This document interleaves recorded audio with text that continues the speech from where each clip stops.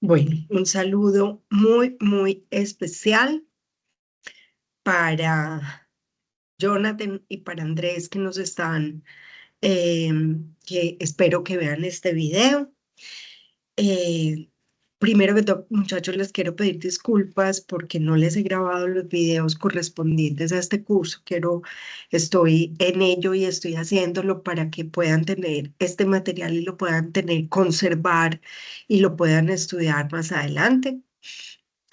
Pero a través de pues, mis asesorías, a través de mis retroalimentación, pues he tratado como de ayudar a entender todo este mundo transmedial y poder entender un poquito mejor toda esta información de los medios y las narrativas convergentes. Pero antes de este fin de semana ya van a tener todos sus videos publicaditos para que los puedan ver y tener en cuenta, pues ya sea que los vean ahora o los vean más adelante, pues cuando quieran y cuando puedan.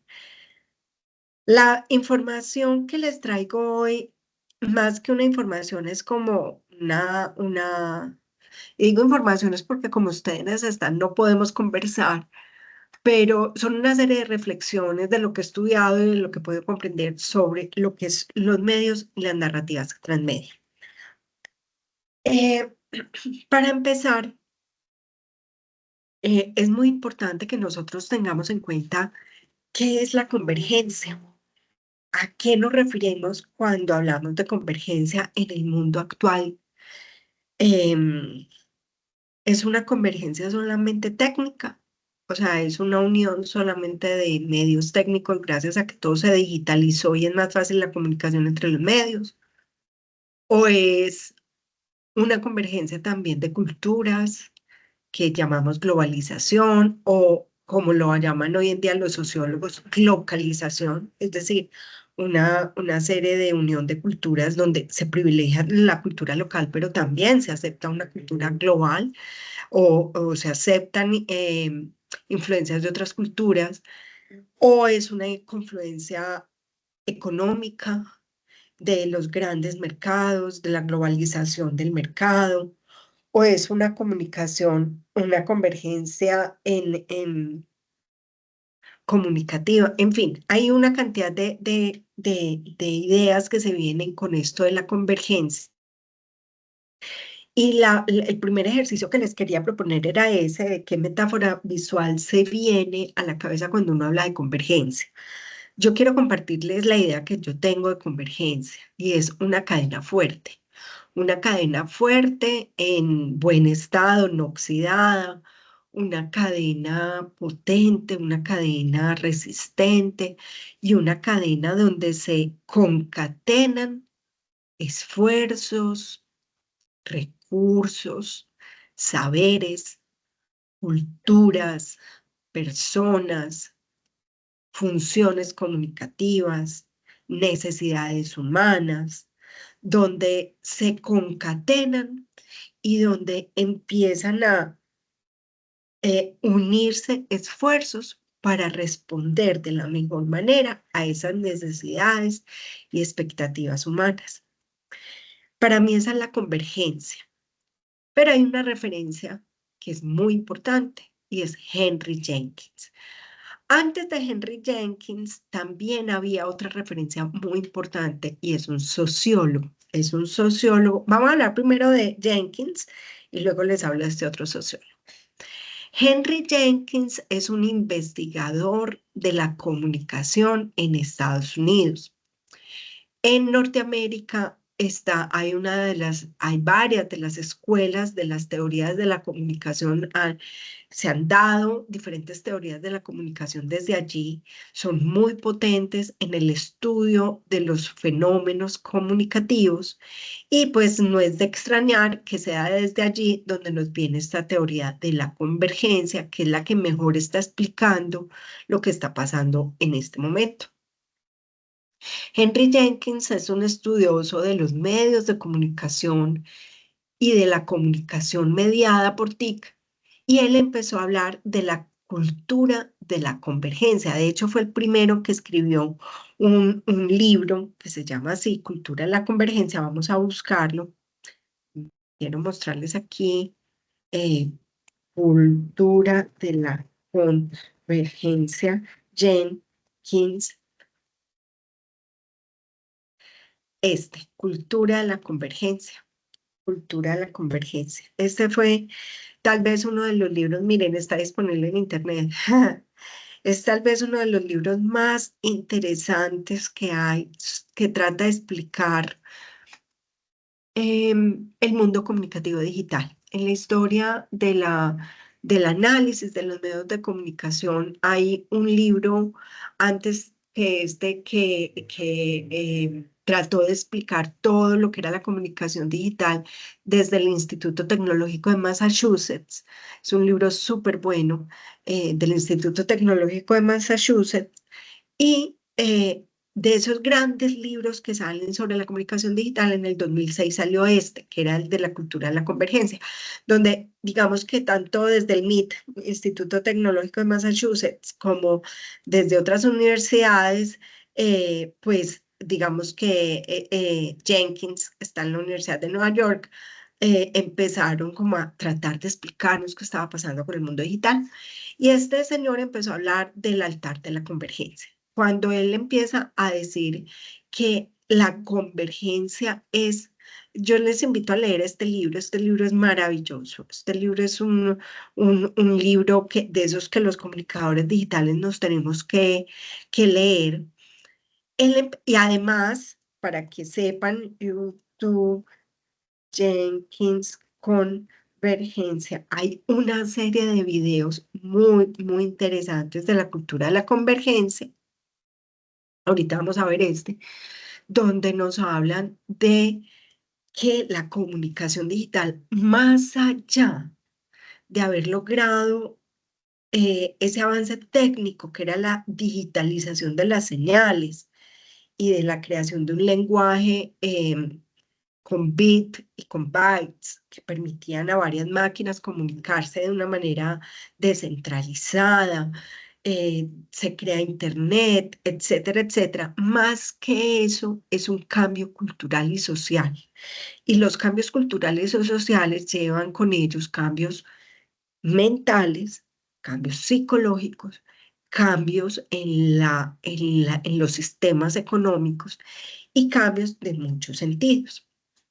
Ellos empezaron a darse cuenta de eso, que las industrias de la comunicación ya dejaban de estar fragmentadas. Había unas empresas de radio, había unas empresas de televisión, había unas empresas dedicadas a la prensa escrita, pero cada una era como muy independiente. Cuando llegan los medios digitales, logran entonces que la cultura de la convergencia hace que se unan esas pequeñas industrias, se empiezan a unir y se empiezan a crear conglomerados de medios de comunicación, pero ya no de cada uno de esos medios, sino analizándolos como un todo. Y empiezan a unirse esfuerzos, inteligencias, costumbres, cultura alrededor de estos medios. Entonces, digamos que aparecen dos conceptos que son fundamentales, tres conceptos. Primero es la convergencia, y yo les decía que antes de él había un sociólogo que es muy importante, que se llama eh, Sociedad Red Manuel Castells. Manuel Castells es el primero que habla de la sociedad red, Internet y la sociedad red, mm, en una exposición magnífica que él hizo, que él habla que no es solamente la unión, vamos a conocer a Manuel Castells. Esto es uno de esos personajes que son también importantísimos en el mundo de la comunicación digital de hoy. Manuel Castells es un sociólogo muy importante en el mundo que empieza, digamos que a decirnos que el mundo está virando, que el mundo está cambiando sus costumbres y que se están volviendo unas redes de que más que unir esfuerzos se están uniendo poder, y él advierte sobre esa peligrosidad del poder que se está generando y que está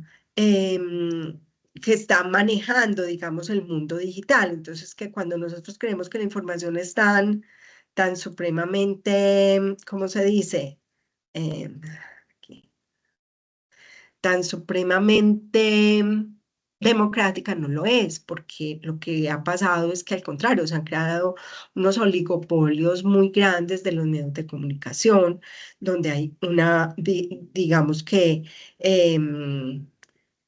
a partir de esas redes de tecnologías de información y comunicación se han creado también unos conglomerados, unos eslabones de esa cadena que son los que más fuerza tienen y que más importancia tienen en el mundo. Y advertía también sobre esos cambios en la estructura social, en la estructura organizacional, en fin.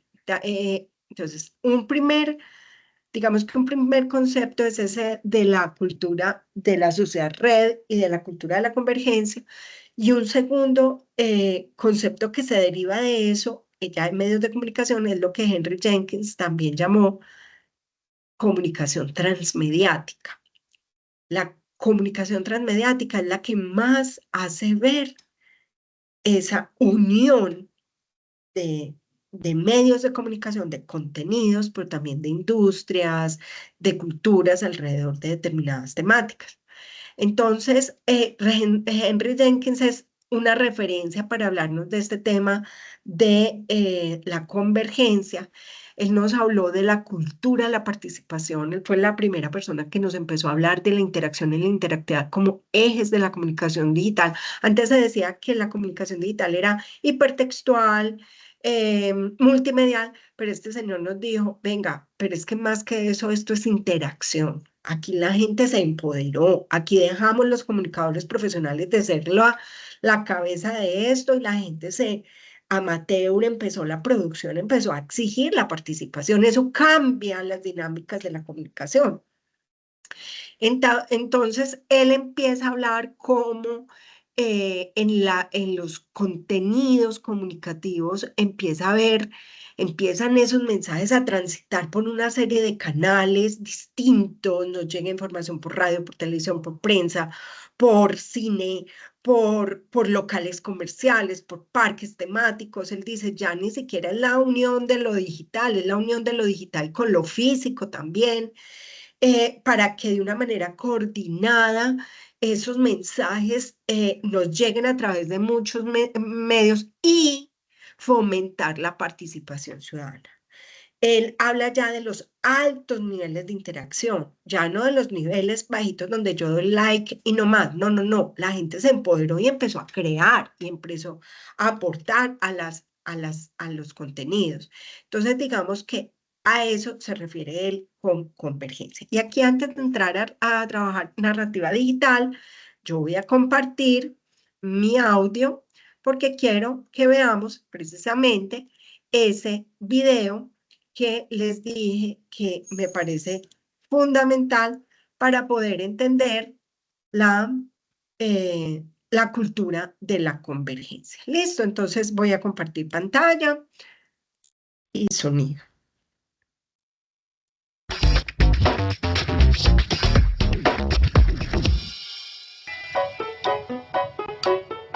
Uno de los teóricos más brillantes involucrados en la investigación sobre las nuevas praxis comunicativas es Henry Jenkins, autor de La cultura de la convergencia.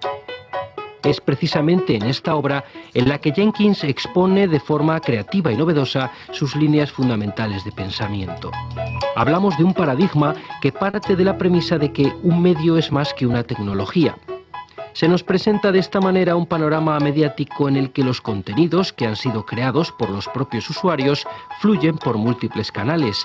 Un universo comunicativo con altas posibilidades democráticas en el que los sistemas de comunicación son interdependientes y en el que el consumo se presenta como una práctica en red.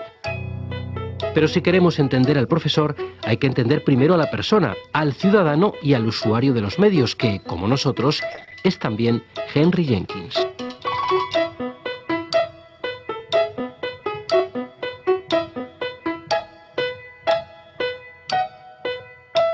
Para mí, la infancia fue un tiempo increíblemente feliz.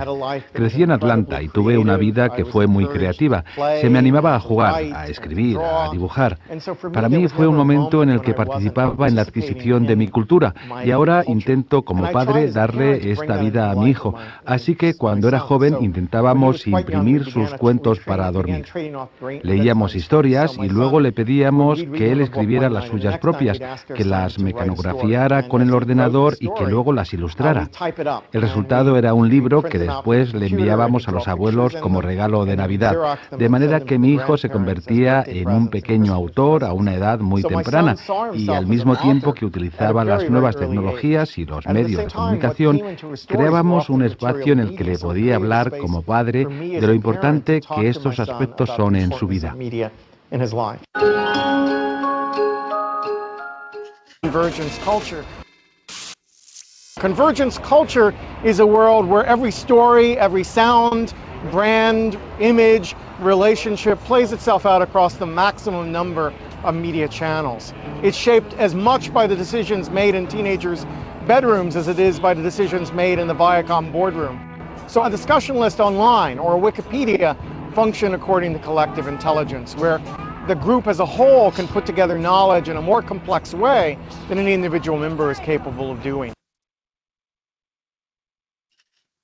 Bueno, eso es un pequeño abrebocas a lo que es esta cultura de la convergencia y que es fundamental para entender entonces ese mundo en el que estamos y a partir de ahí los mensajes que tenemos en ese mundo. Perdónenme un segundito.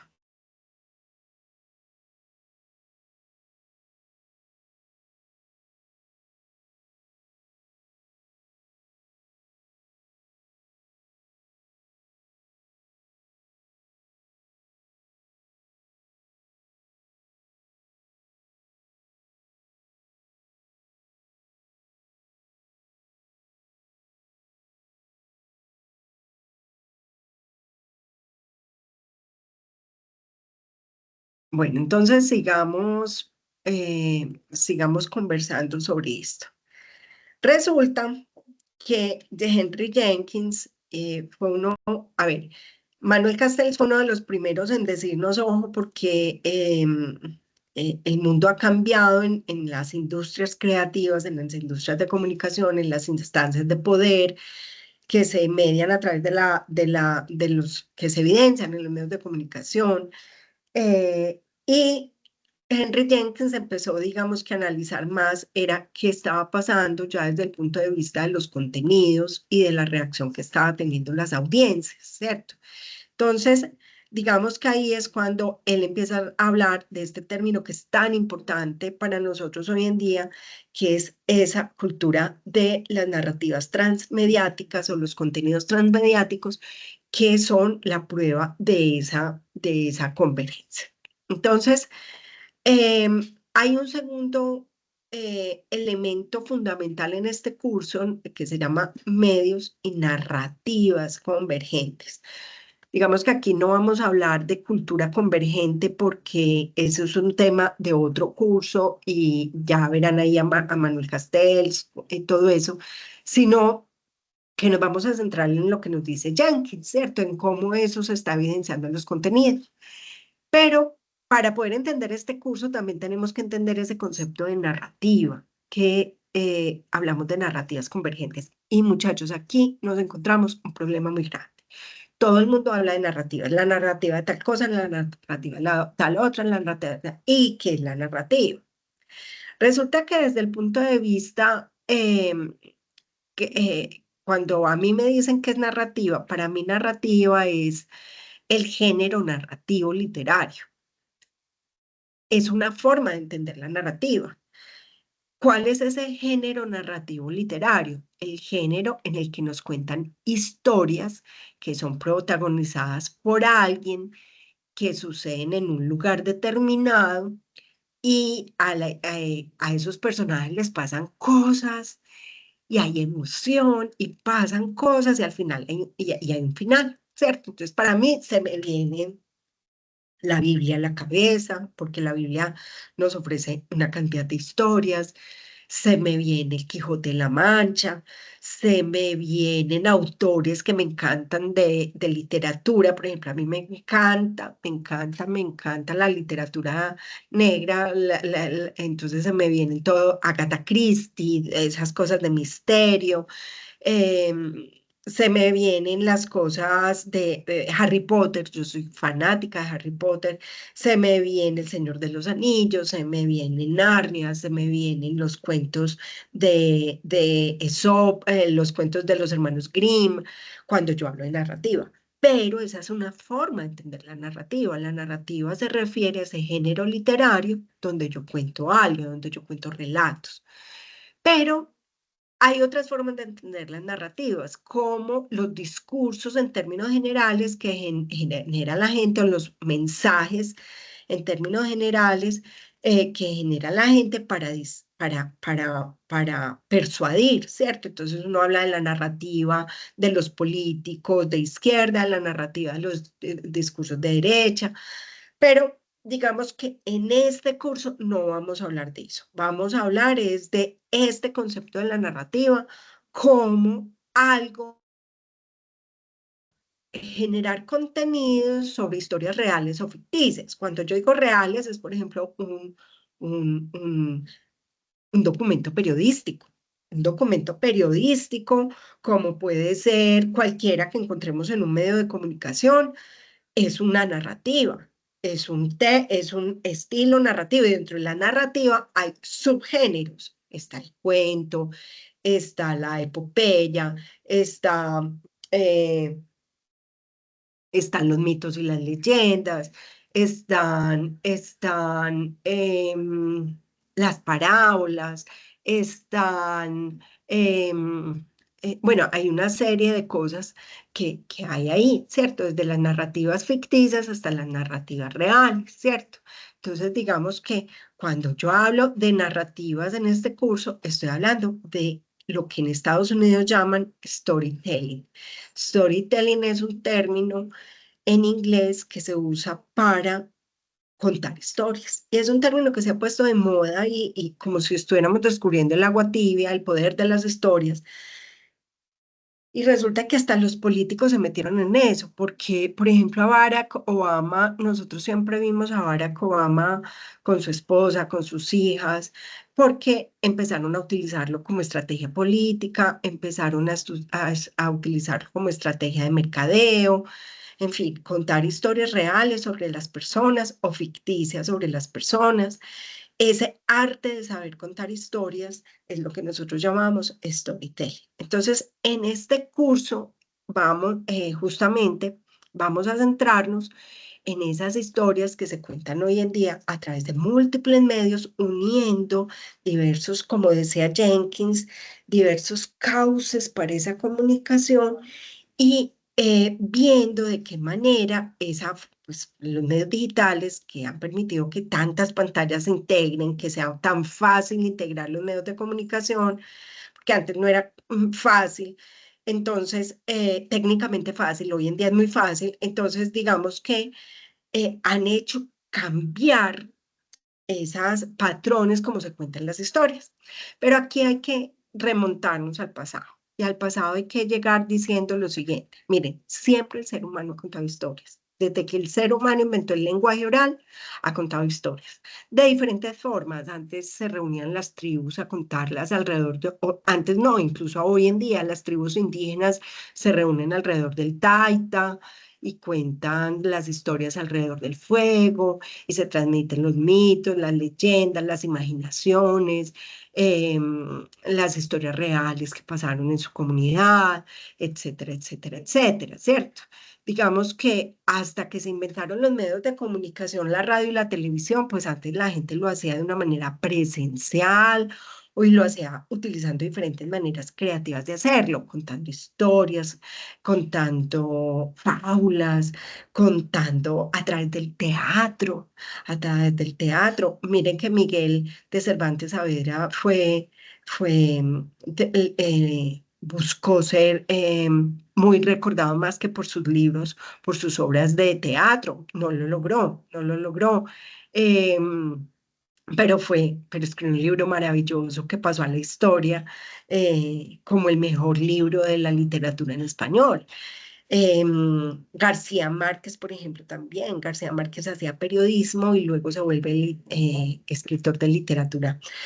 Em, entonces, digamos que los rituales han cambiado, los rituales han cambiado y obviamente la llegada de los medios de comunicación, primero, digamos que analógicos y luego los digitales, pues han ido cambiando esa cultura de contar historias. Entonces, antes se iba mucho a cine, a ver las películas, la gente se reunía alrededor de la radio era fundamental para reunir a las familias a escuchar lo que estaba pasando. Por ejemplo, en la época de la Segunda Guerra Mundial, era fundamental escuchar qué estaba pasando, los discursos de los políticos, etcétera, etcétera.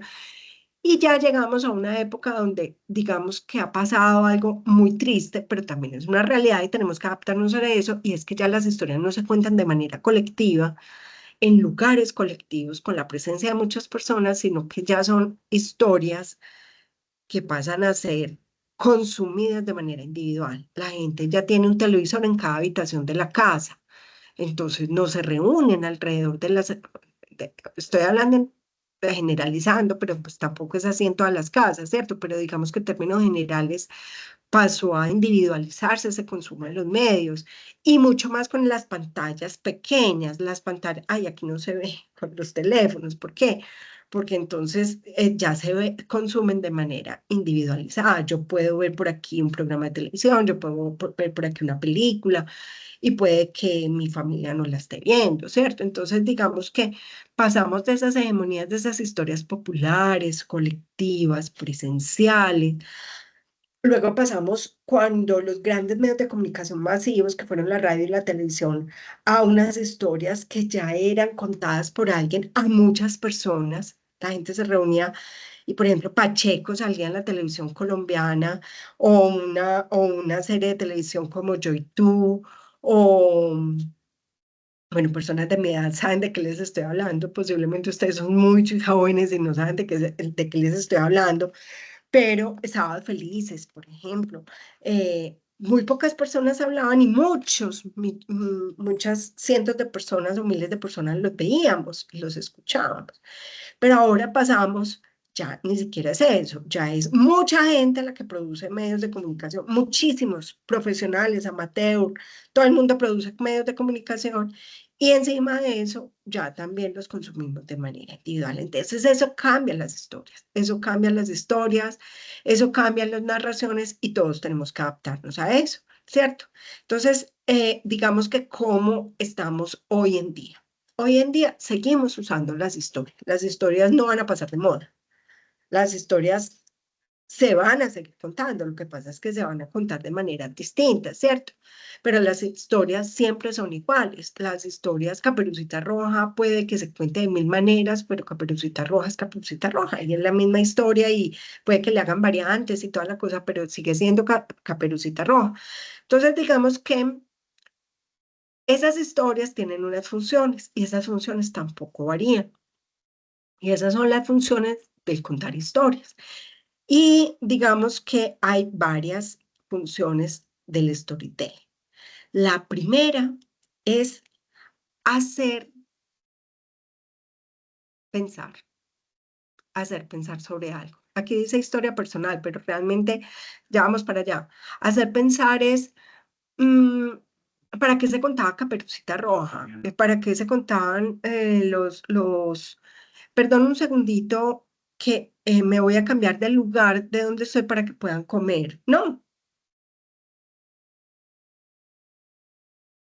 Em, bueno, qué pena, es que estoy aquí en un lugar de la casa donde hay varias personas, entonces, bueno, entonces les decía, la primera función de contar esas historias es hacer pensar. Hacer pensar significa que yo cuento Caperucita Roja o se contaba en la época de los hermanos Grimm los cuentos era para generar una serie de valores colectivos, para que le tuvieran miedo a determinadas cosas. Eh, las niñas no debían salir solas, no debían desobedecer, no debían hablar con extraños. Las historias originales de esos cuentos son mucho más macabras de las que nos han llegado hoy en día, y buscaban no, hacer pensar, pero también hacer sentir y hacer hacer. Es decir, comportarse de determinada manera, tener determinados valores. En nuestro curso tenemos un sacerdote y él sabe la importancia que tienen las historias bíblicas como un mecanismo de transmitirnos una idea de vida, ¿cierto? Una idea de vida con unos valores cristianos determinados. Todas las historias buscan eso, buscan hacernos pensar, hacernos sentir, levantarnos esas emociones y hacernos hacer de acuerdo a eso que estamos esperando que sea, que el emisor busque, ¿cierto? Con esa historia, ¿cierto? Entonces, sea entretener, sea formar, sea em, em, buscar la afiliación con una determinada ideología política, generarnos una identificación religiosa, en fin. Entonces hay unas funciones en ese contar historias y por eso no va a pasar de moda, ¿cierto? Por ejemplo, en las historias que se cuentan con fines comerciales, pues obviamente es hacernos pensar que consumir X o Y producto nos genera mejores condiciones de salud o no sé qué, nos hace sentir mejor, y hace hacer determinadas cosas que es consumir ese producto. Entonces, digamos que siempre hay una historia. ¿Y por qué está en ese triángulo personal lo de la historia personal? Porque nosotros generalmente lo que hacemos cuando vemos una historia ficticia es relacionarla con nuestra historia real. Em, Nosotros buscamos siempre enlazarla a una historia real de nosotros. Eso es un mecanismo psicológico que se genera cuando yo escucho lo que le pasó a la otra persona. Yo empiezo a pensar, ay Jesús, a mí me pasó eso, ay, a mí me pasó determinada cosa, o a mí me podría pasar eso. Entonces, digamos que a través de ese mecanismo de yo relacionar una historia ajena con mi propia historia, yo genero ese círculo del hacer pensar, hacer sentir y hacer hacer. Toda narración, muchachos, y en esto tenemos que tener en cuenta algo que también se enseña en el curso de narrativas digitales, y esto es muy importante y por eso me voy a ir rápidamente en esta parte. Toda narración tiene dos componentes: qué cuento y cómo lo cuento. ¿Qué cuento? Son esas ideas, esos sucesos, esos hechos, esas situaciones que yo comparto. Pero otra cosa es cómo lo cuento. ¿Cómo lo cuento? Por ejemplo, eh, el padre Jonathan me puede contar la historia de cuando Jesús fue al templo y lo encontró lleno de mercaderes y Jesús sacó a los mercaderes de allá. Él me lo puede contar de una manera, pero otro sacerdote me lo va a contar de otra manera, ¿cierto? Y hay sacerdotes que me lo cuentan desde el humor, hay otros que me lo cuentan desde la reflexión, hay otros que me lo cuentan desde el texto literal, en fin. ¿Cómo lo cuento? Es lo que identifica a cada narrador, porque cada narrador le pone, digamos, que su sello personal. Eso es lo que se llama en narrativa, se llama el discurso, la forma del discurso, la forma como yo cuento a Caperucita Roja. Y aquí quiero mostrarles, em, perdón, este tráiler, por ejemplo, este tráiler oficial de El viaje al centro de la Tierra. Miren que aquí se nota eso. Aquí se nota que una cosa es el que cuento y la otra cosa es cómo lo cuento, con unos medios, con una estructura, con unos espacios distintos. La historia de Julio Verne del viaje al centro de la Tierra, pues hay muchas formas de contarla, como la contó él en su libro, pero también hay formas de verla. Ay, no me quiere funcionar. Sí, sí me quiere funcionar, pero entonces, ay, perdón, un segundito. 2 segundos, por favor.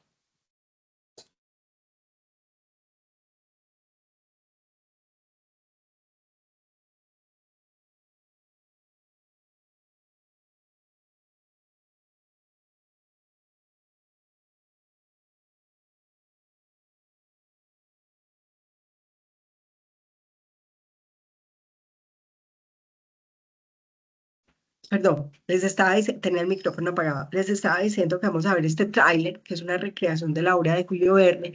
Miren cómo se cuenta de una manera distinta.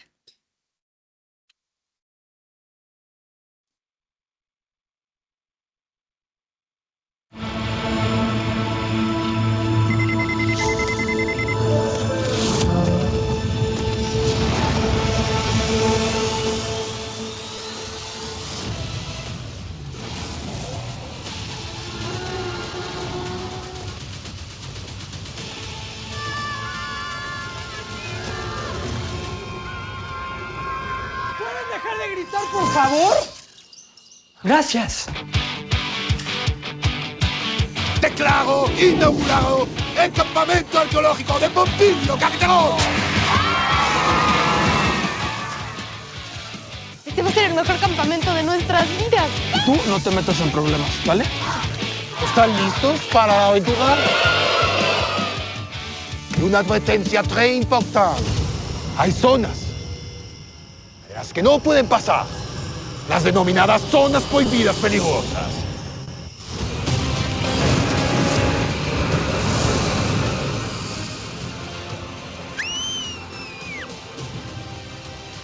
¡Wow! ¿Dónde estamos? Aquí es donde se encuentra la otra dimensión.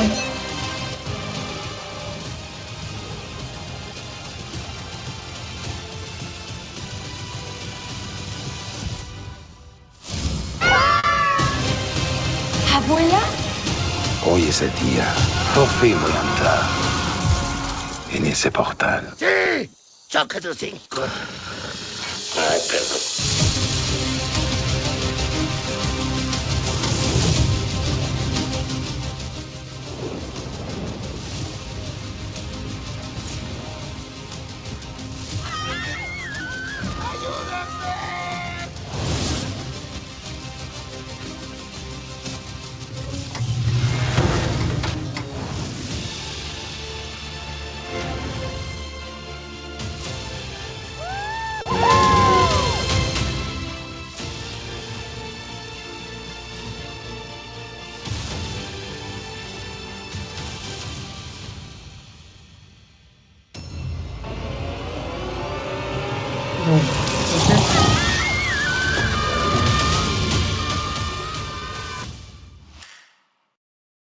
Yo no sé ustedes, pero lo que soy yo, pues me la tengo que ver, porque es que para mí eh, me encanta hacer guiones, me encanta escribir cosas que no existen. Entonces, para mí esto es una fuente de inspiración y también como de ver qué puedo proponer. Entonces, les decía lo siguiente. La historia, digamos que la narrativa siempre tiene dos partes, el que se cuenta, y en eso no hay muchos cambios con respecto a los medios de comunicación pasados, sino no hay muchos cambios en cuanto a temas. Por ejemplo, ahora aparte hay temas nuevos, por ejemplo, el tema de la inteligencia artificial, eh, porque obviamente van saliendo cosas nuevas en el mundo, entonces van apareciendo, digamos que temas nuevos, pero siempre el ser humano ha hablado de amor, el ser humano siempre ha hablado de la muerte, siempre ha hablado de las guerras, siempre ha hablado de, de las aventuras, en lugares fantásticos. Bueno, son temas que siempre son recurrentes, entonces digamos que en eso no es que haya muchos cambios con respecto al mundo, digamos que analógico, sino en el cómo se cuenta, en ese discurso. Y aquí viene un ejemplo que es este Caperucita Roja. Miren que Caperucita Roja se ha contado en libros, se ha contado en películas, se ha contado cada vez en medios muy profesionales, pero también la gente empieza a crear sus propias versiones, las versiones amateur de Caperucita Roja. Y aquí quiero, antes de mostrarles estos ejemplos, que los voy a dejar, perdón un segundito, los voy a dejar para profundizar en una charla siguiente. Aquí viene, por ejemplo, como Harry Potter, el ejemplo de Harry Potter. Ustedes ya analizaron dos mundos, que es el mundo de Marvel. Por ejemplo, en uno de los casos que analizaron, como Marvel, por ejemplo, el mundo de Marvel se sale de las películas y se empieza a llevar a otros escenarios. Me gusta mucho este caso, que es el caso de Harry Potter. El caso de Harry Potter es tal vez uno de los más interesantes en temas de transmedialidad, porque cuenta una historia que muy seguramente es parecida a una historia que el padre Jonathan y que Andrés también conoce. Es la historia de un niño que la profecía dice que va a derrocar a un gran mago, a un gran rey, ¿cierto? Voy a ir haciendo la analogía. Es un niño que va a trascender, un niño bueno que va a trascender y va a derribar a un gran rey. Y ese rey manda a matar a esos niños. Ese niño que dice la profecía, que es el que lo va a derrocar, pero no sabe quién es, entonces empiezan a matar a varios niños. Y ese niño sobrevive al hechizo. Como sobrevivió también otro niño hace 2000 años que estaba perseguido por ese rey que creía que lo iban a destronar y que sus padres huyen, no huyen, se van para un censo y se salvan de que le maten el niño. Y ese niño crece y se va volviendo una figura súper representativa en el mundo de la magia, eh, con sus apóstoles, con sus discípulos, y se vuelve un mago absolutamente importante, que es el que derrota a la muerte y que es capaz de resucitar a la muerte. Y no me digan que no les parece que es la historia de la Biblia, la historia de Jesús en la Biblia. Harry Potter es una representación de esa historia. Las historias se recrean con otros personajes, en otras situaciones, pero los grandes estudiosos de la narrativa se han dado cuenta que las historias son más o menos las mismas, solo que se recrean. ¿Qué estamos haciendo hoy en día? Recrear muchas historias del pasado. Y Harry Potter tiene, digamos que una gran similitud con la Biblia en sus aspectos de historia, no en el discurso, en la historia, en la esencia de la historia, en la esencia de la historia. Hay otros personajes, hay otros acontecimientos, hay otros escenarios, hay otros tiempos y hay otras acciones, pero básicamente es una recreación o es una reestructuración de la historia del Jesús de la Biblia. Y resulta que la forma de expresión de Harry Potter también varía. Si nosotros vamos a ver los libros de Harry Potter, cuando digamos que la autora empieza a contar la historia de Harry Potter, lo hace a través de estos libros, que empieza uno a leer y encuentra unas historias, pero de ahí pasó al cine, ¿cierto? Harry Potter. Y Harry Potter se convierte en películas que ya son protagonizadas por alguien, que ya le ponemos cara a esos, digamos que a esos libros, a esas, digamos que esas qué, a esa, a esos personajes que nos llegaban a través del libro.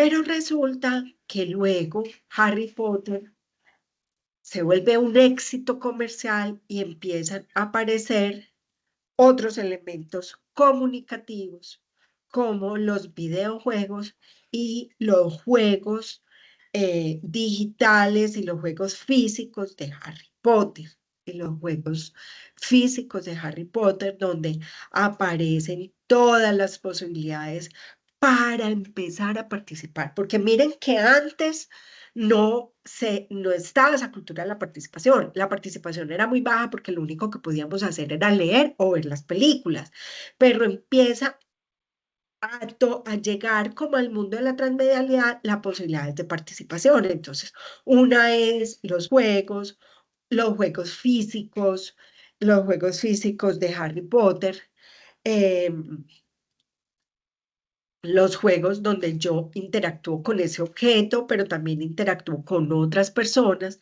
Se crean los clubes de fans, clubs de fans de Harry Potter.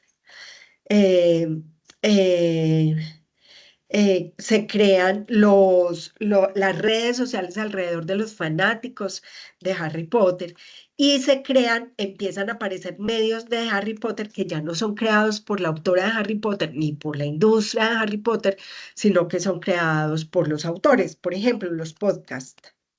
Los podcasts de Harry Potter, hay unos oficiales, pero también miren esto, hay unos podcasts que son creados por fanáticos de Harry Potter que empiezan a recrear la historia, porque cuando se acaban los libros y se acaban las películas quedan como huérfanos, entonces empiezan a decir, uy, venga, creemos otras cosas de Harry Potter donde para diferentes públicos, niños, adultos, para crear, digamos que unas nuevas secuencias de Harry Potter, ¿cierto? Entonces miren esto qué tan chévere, por ejemplo, porque la mejor forma de charlar de Harry Potter es entre amigos, nos juntamos con los colegas de Harry Potter y el Cáliz de Tinto podcast en el primer crossover del año. Y les damos lugar a esta conversación sobre las casas de Hogwarts que no sabía que necesitabas y con todo el humor. Entonces, miren cómo empiezan a aparecer, incluso empiezan a aparecer libros escritos por fanáticos de Harry Potter. Bueno, entonces empiezan, por ejemplo, a aparecer la guía del mundo mágico de Fiona Ball, la guía no autorizada de las novelas de Steven no sé quién. Bueno, entonces empieza a aparecer cantidad de material creado por fanáticos de Harry Potter, donde lo que buscaban era o comentar lo que ya se había dicho de Harry Potter o crear una nueva cosa de Harry Potter, crear unas nuevas sagas, lo que se llaman las sagas de Harry Potter, para poder, mm, digamos que, encontrar más partes de la historia. E incluso hay unas películas de fans de Harry Potter. Harry Potter, saga 4, película no oficial, mírenla aquí. Hay una serie de películas ya profesionales, ya hechas por la industria de la comunicación, las grandes industrias de la comunicación, donde recrean nuevas historias a partir de los fanáticos de Harry Potter, de los fanáticos de Harry Potter. Y resulta que, como nos dice Jenkins, el mundo físico también se mete ahí. Se mete no solamente con juegos físicos de cartas, etcétera, con camisetas, con la varita mágica que te venden, con el sombrero que te venden, sino también a través de lugares donde hay parques temáticos de Harry Potter y donde ustedes pueden ver esos el mundo Orlando de Harry Potter, por ejemplo, donde ustedes pueden ver, ir y asistir a ver, a ver el universo de Universal Studios, donde están la recreación de Harry Potter y donde uno se puede montar al tren que lo lleva a Hogwarts, donde uno se puede, pues obviamente parques de diversiones, donde puedes ver, a ver, yo pongo esto un poquito más grande porque yo no sé ustedes, pero yo no estoy viendo nada. Entonces, todo eso empieza a aparecer. Por ejemplo, en Inglaterra, cuando uno va a visitar la estación Tren Inglaterra, Harry Potter, uno lo primero que hace es visitar como si fuera real la imagen de Hogwarts, donde están los, digamos, donde uno se puede tomar la foto de ese carrito que está entrando a Harry Potter, etcétera, y es una estación real de tren en donde recrearon lo de Harry Potter. O sea, hay una extracción de la historia y hay obras de teatro en Inglaterra y en muchas otras partes del mundo, las teatro, Inglaterra de Harry Potter, por ejemplo, cuando uno va a Londres, la cultura de ir a teatro es muy fuerte, entonces pues hay obras de teatro que duran años y entonces hay muchas obras, por ejemplo, de Harry Potter allá, eh, donde puedes ver con otros personajes pues lo que le va pasando a las personas. Hay programas de radio de Harry Potter, o sea, si usted buscan lo que quieran y lo van a encontrar, y lo van a encontrar. Una app de Harry Potter, una app de Harry Potter, el mundo de Wizard Games, bueno, en fin, hay mil cosas de Harry Potter.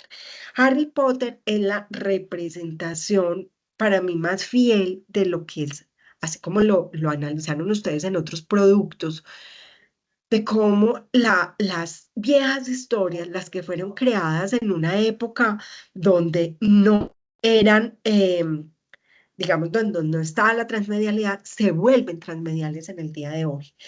Un ejemplo muy concreto, y lo vamos a ver en otro encuentro sincrónico, es lo que pasa con la Guerra de las Galaxias, con Star Wars.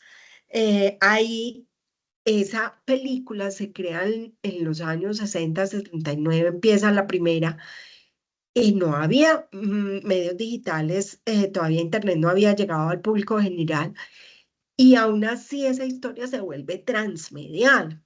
Y pasa con muchas otras que se están volviendo transmediales antiguas.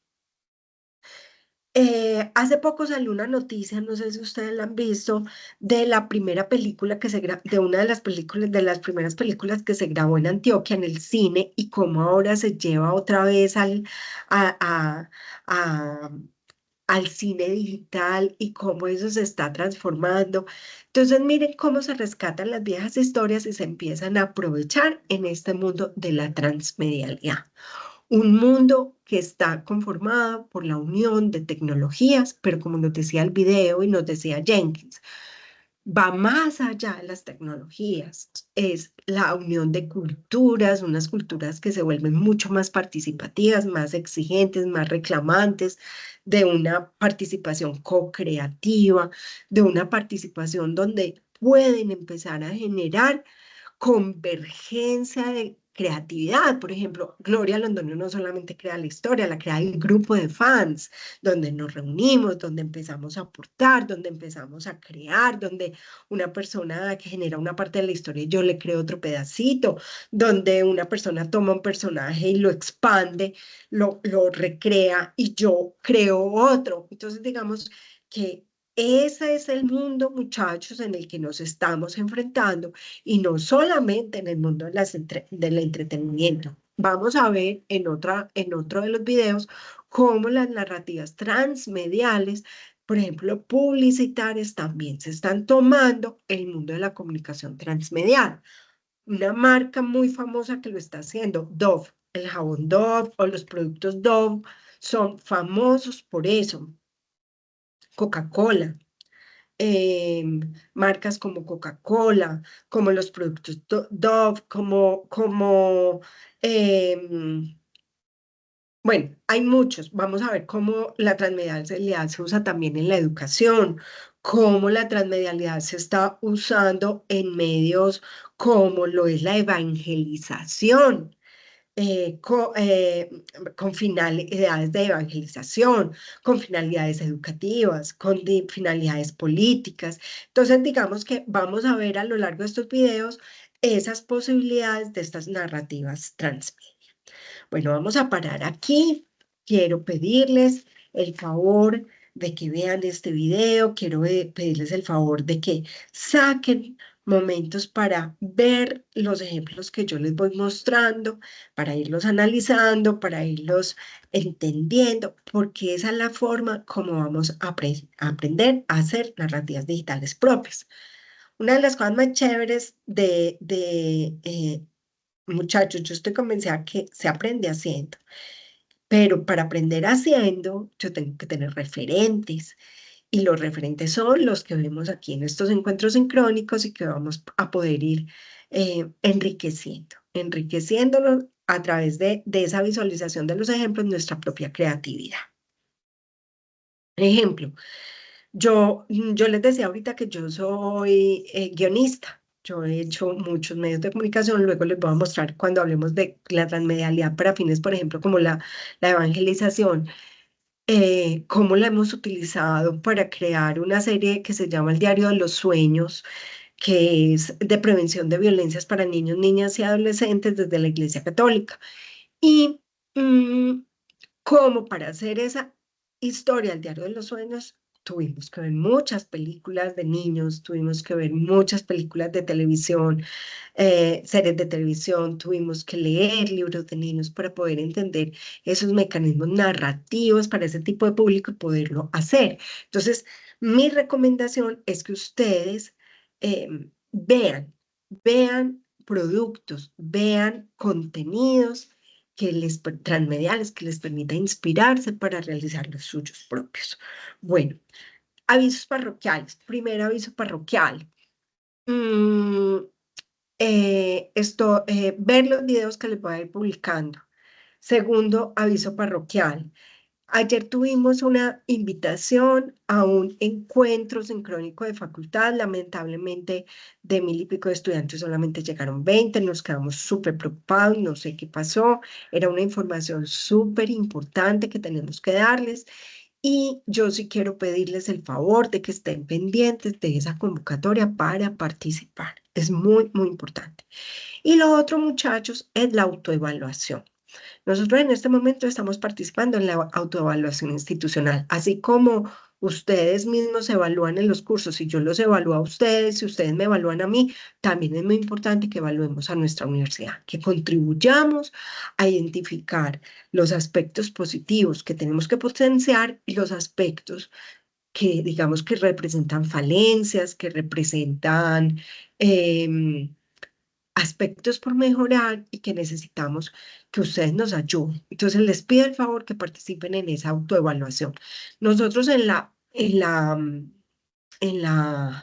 el aula virtual tenemos el link de la autoevaluación docente, entonces institucional. Entonces les pido el favor que realicen eso. ¿Listo?